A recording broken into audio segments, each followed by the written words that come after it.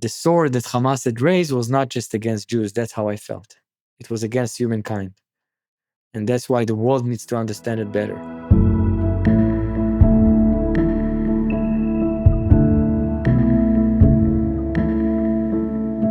Welcome to What Came After.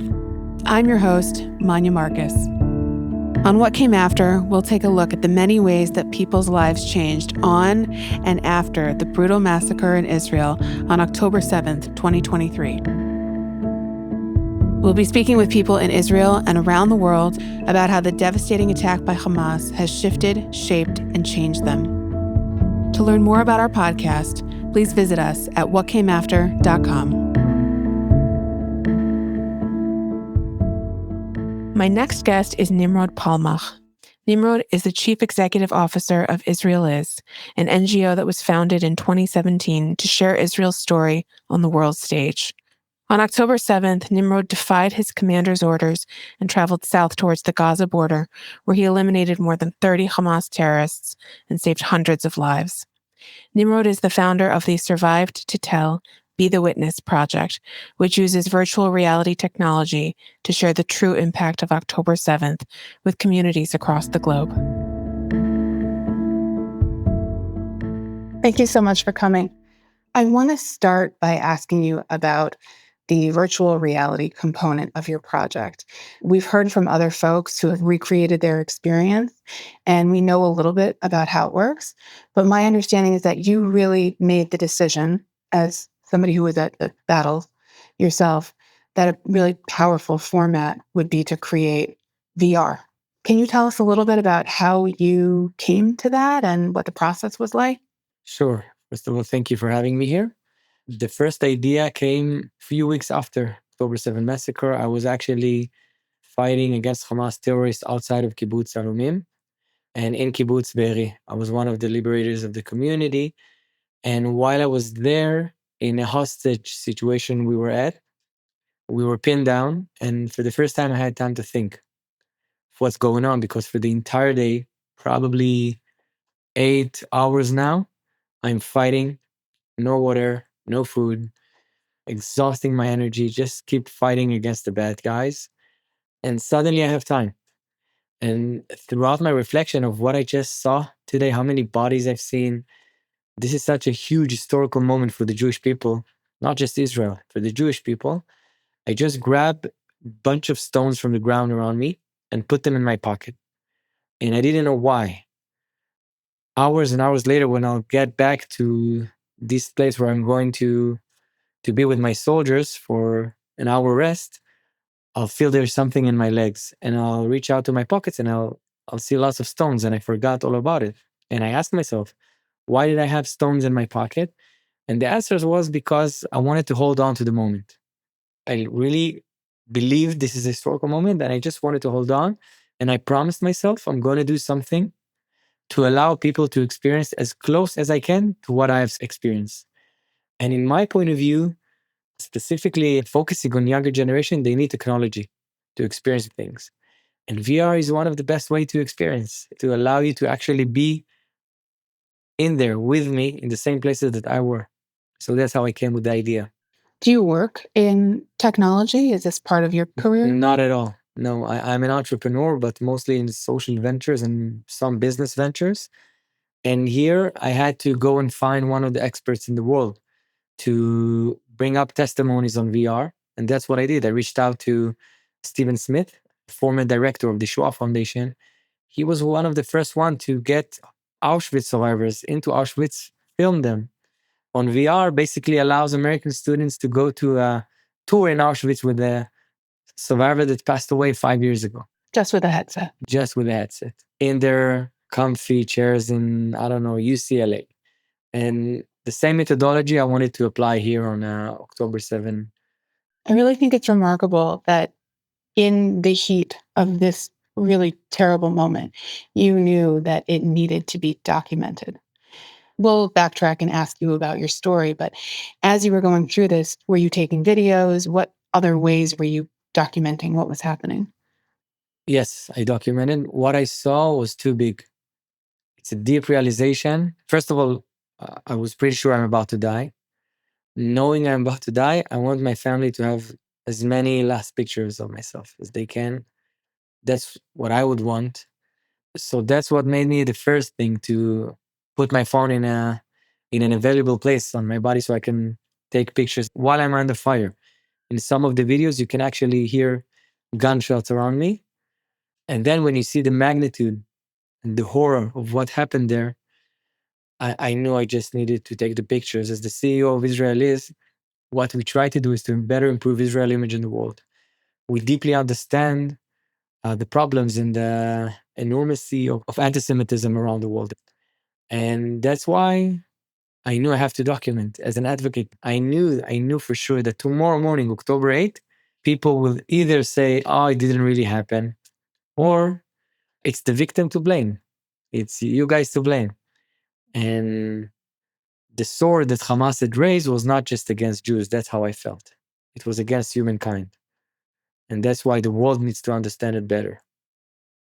So it sounds like because of the work that you do, you anticipated everything that happened immediately afterwards in terms of the world's response. Yeah. I mean, even to timelines, meaning that I knew we have approximately a few weeks. And once we get into Gaza physically, I understand the pace of how the Israeli legitimacy will go down around the world. And the double standard will be again operated against us. What I knew, but still shocked me, was the dispute of sexual assaults.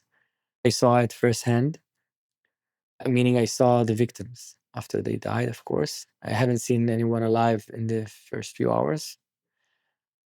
And knowing that the Me Too movement not apply for Jews, it's heartbreaking. I was so offended by the world community that something like that happened, that Hamas terrorists had used sexual assaults both on men and women, and the world simply not believing or do not care.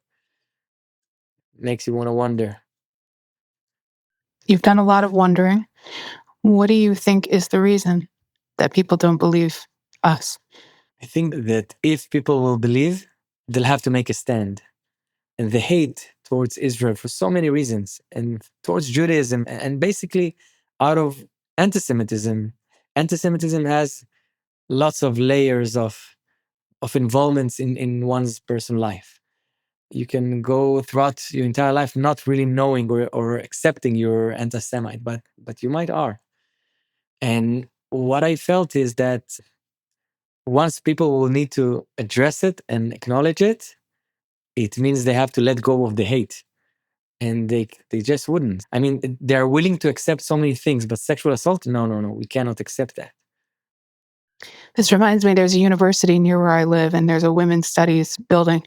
And on it, there is a Free Gaza poster.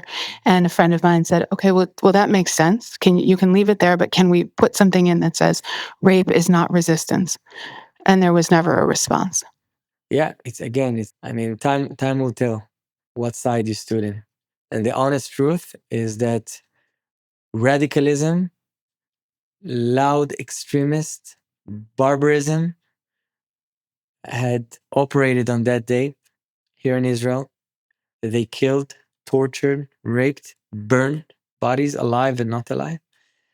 And we saw it. And they videoed it, by the way, with their GoPros. And time will tell which side did you chose to stand. And in my point of view, and many others think the same way, as we speak right now, there is hundreds of radicalism cells around the world that are simply just standing and looking very carefully how we, the West, are responding to what happened here. And we, I guess, both of us believes in values of democracy, of justice, of human rights, of love and empathy, versus a side that shows destruction and death, literally.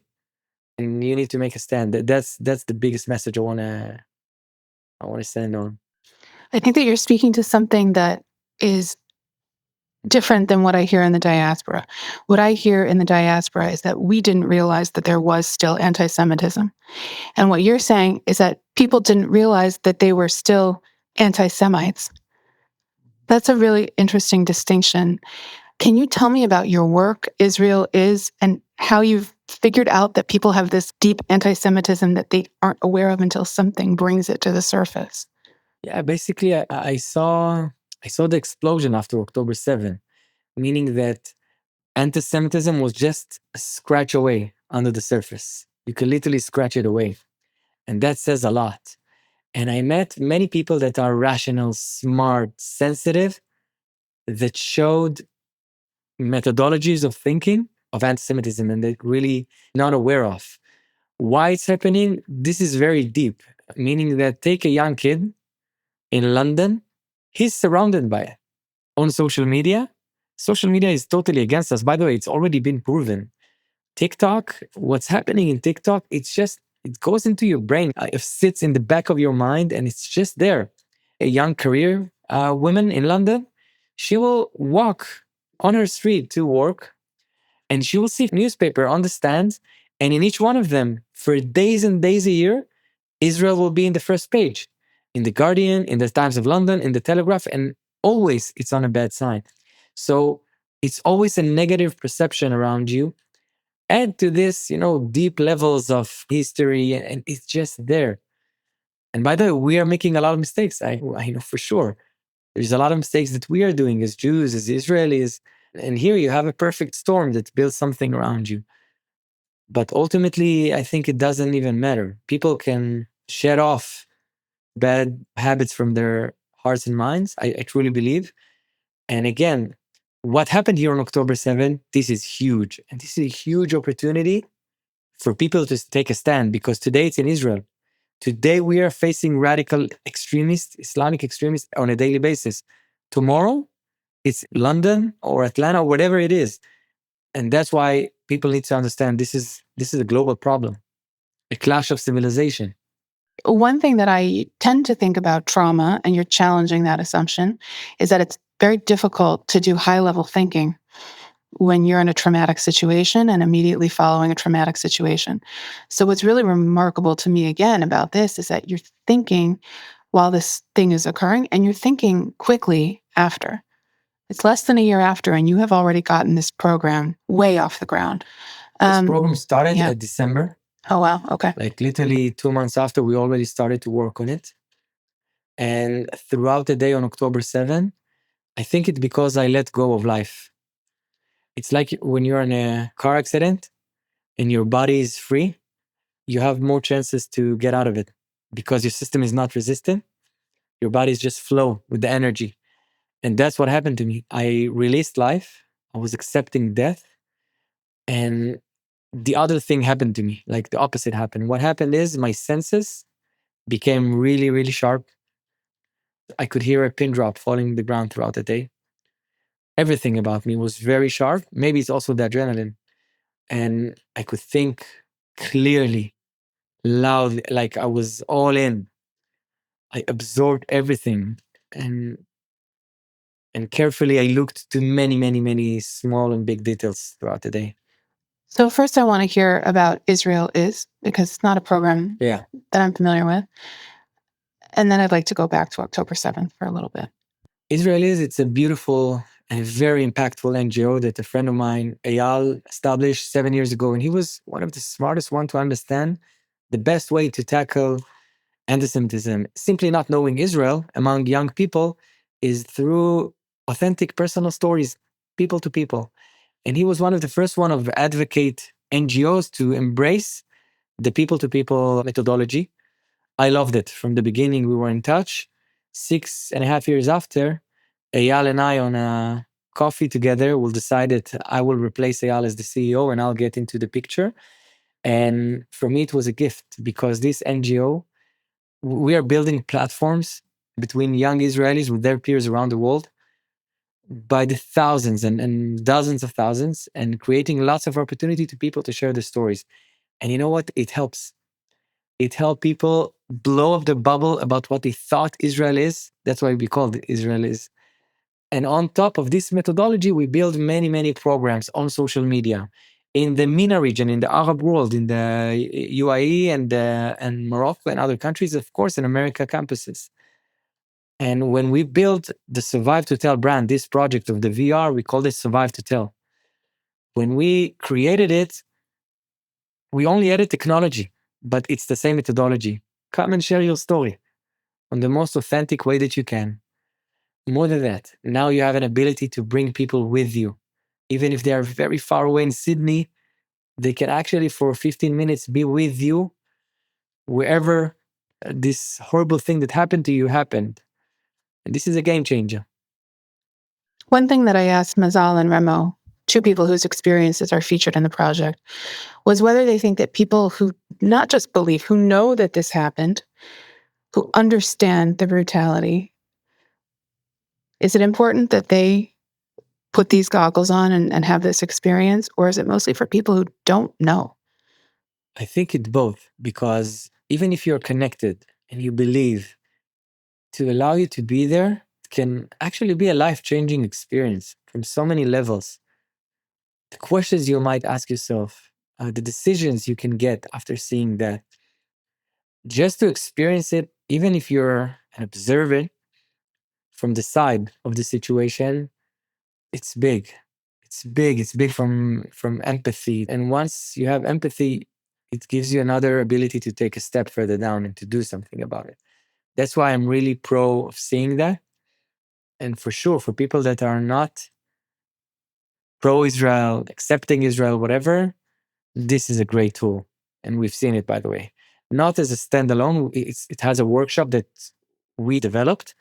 And this workshop allows you to better understand and ask questions and even to process, because there are tough things that you'll see there. That's another one of my questions is, as part of the program, are there people who can help folks who've just seen the VR process?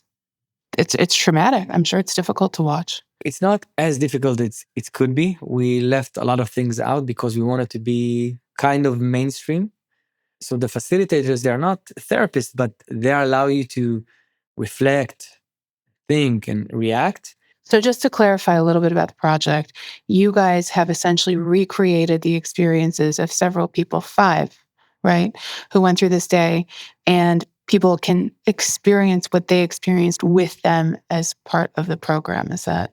Actually, it's not recreation. It's we brought them to the same location to bring their testimony, not in a nice room, but in the field. Meaning that Mazal, when her best friends were executed, right next to her, the Hamas terrorist hit her with the back of a rifle in her head. Probably he wanted to kidnap her. And then she pretended dead, Mazal, while she's bleeding, and her head is cracked open. And he started to tie her leg with a rope and drag her.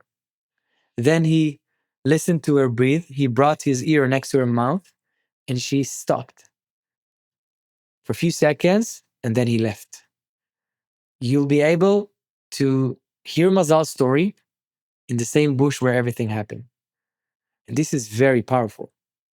She will stand and then she'll say, here, this is it. This is where my best friend was executed, under this tree. And this is where I ran. And this is where he tied my legs and dragged me. And it's powerful. Same is for my story. I can allow people to be with me on that day. It's like a journey back in time. Was it difficult for you to go back to the scenes where this happened and help people recreate or co-construct it with you? It was, yeah. It was when we filmed, it was January, and it was a war zone, and it's intense. And also a lot of the remains of clothing, bags, things of the young kids that died everywhere were still there. So you can still sense the energy of what happened there. So it was very difficult. And the memories, of course. What are some of the things that you leave out of the virtual reality experience? I think 2 things. I don't go really deep into the atrocities I saw. I don't give the detailed pictures that I have in my mind. And the second thing, I don't show the pictures, meaning that we do use some 2D. Each one of us, Mazal, Remo, Ofir, not Ofir, because he was kidnapped right away to Gaza. Milet and myself, each one of us, this is our generation. We had our iPhones with us, so we took pictures and videos. And we are actually, when you'll see my testimony, you'll see some of the videos I took and used and some of my pictures. And it's very powerful. So even there, I haven't put the ones that you'll see bodies and tormented bodies and stuff. It So sort of sounds to me like this piece about the sexual violence is probably the most difficult thing to talk about, and also the most disbelieved portion. Is there anything else that you feel comfortable saying about it? I've seen evidence. Really good friend of mine that not sleep well at night saw evidence. There was few of us that we saw with our own eyes, and it's just there. I mean, it happens if you choose to believe it or not. If you close your eyes to it, it will bite you in the near future. And it happened big time. Unfortunately, they used it as a tool, and again, not just against women. And they violated bodies after they burned. I saw burned bodies only from waist and below. They desecrated the bodies, and they shot bodies and genitalia. I've seen it. Do you think that at some point it will be important to share those images? I think yes. I think at one point Israel needs to make a different stand, even though it can be hurtful for people. Israel needs to show to the public what happened. And there is many documents and pictures and even videos that Israel is not showing to honor human beings that used to live here, to honor bodies. I understand families, but we probably should. So now I want to take you back to the day. I want to clarify for people that one of the experiences that the VR covers is your own experience. Can you share with us what happened? Yes, pretty much. I got called very early in the morning. My unit was being deployed in Jerusalem. I drove there.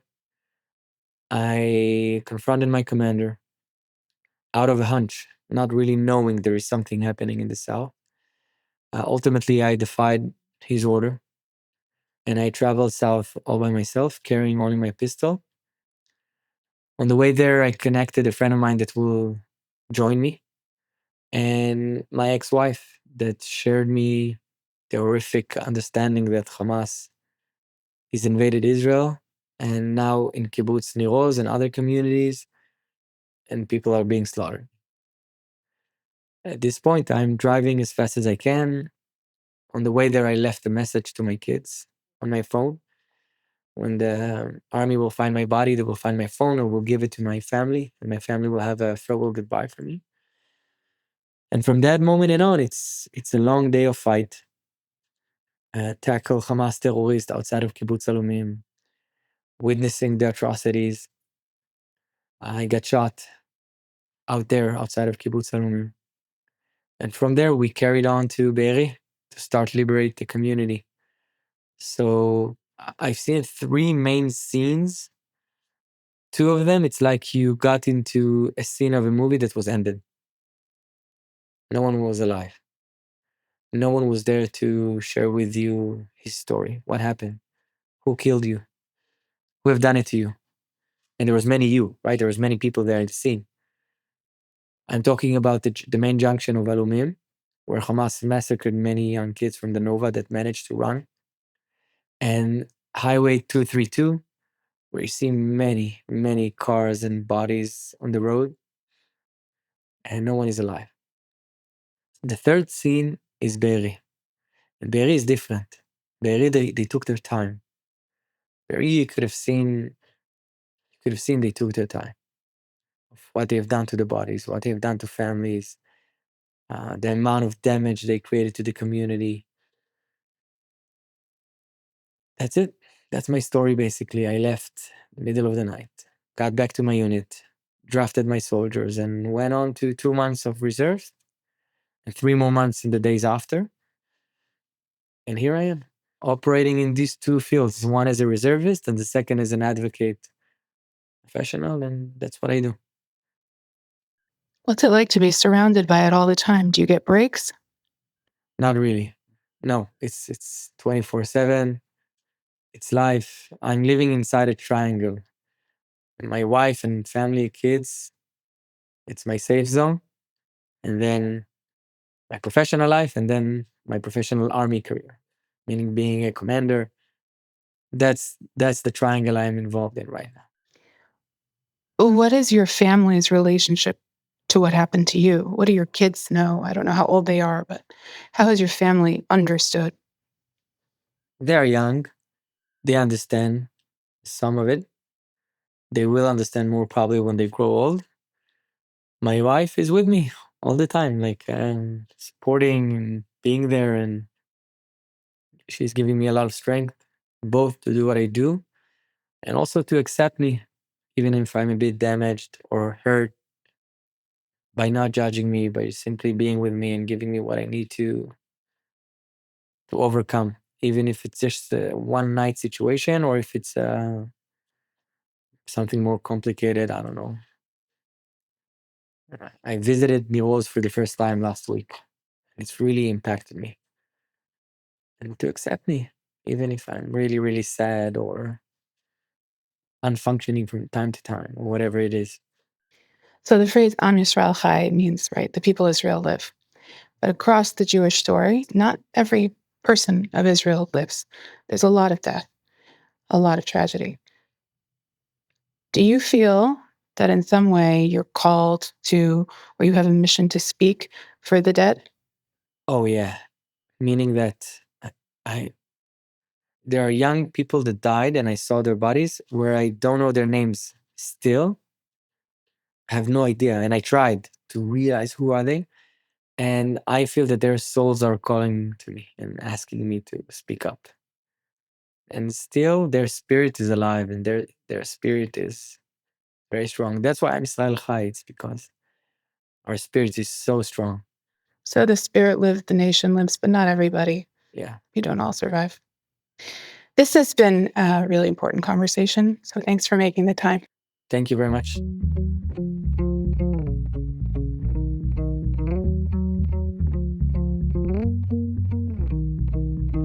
אני רוצה לדעת שהשביל הזה מוביל אליך. אני רוצה לדעת שאתה איתי בצד הדרך. אני רוצה לדעת שכל מה שקורה סביבי נכון לי. אני רוצה לדעת שבכאב הזה טמון גם יופי. שלח סימן קטן מדי פעם, שלא אשתגע, שלא אתפקע. כשהלב צולל עמוק עמוק, אל תיתן לו לשקוע, תן לי לשמוע. נושם זוכר בסוף הכל יהיה בסדר, מכוון את האור שייכנס לחדר, עושה בנשמה שלי, עושה בסדר. כמה הרגלים אספתי,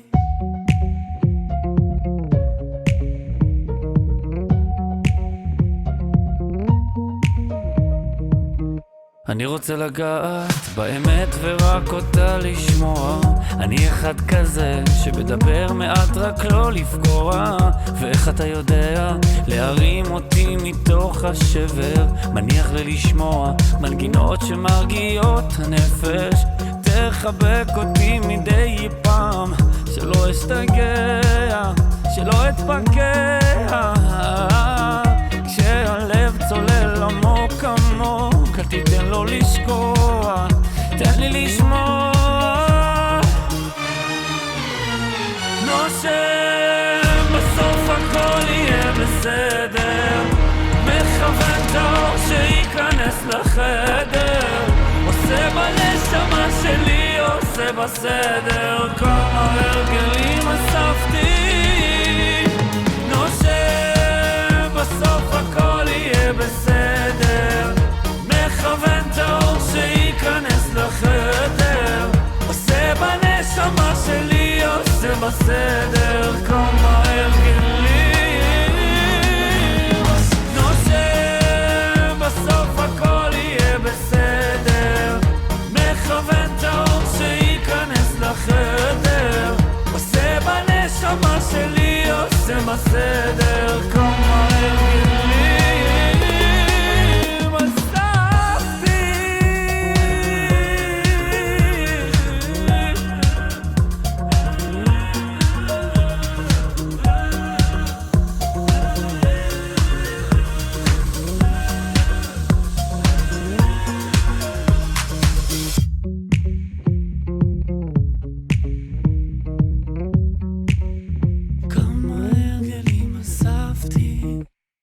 Thanks so much for listening. If you enjoyed this episode, please rate, review, and subscribe to What Came After wherever you get your podcasts. You can also find us online at whatcameafter.com.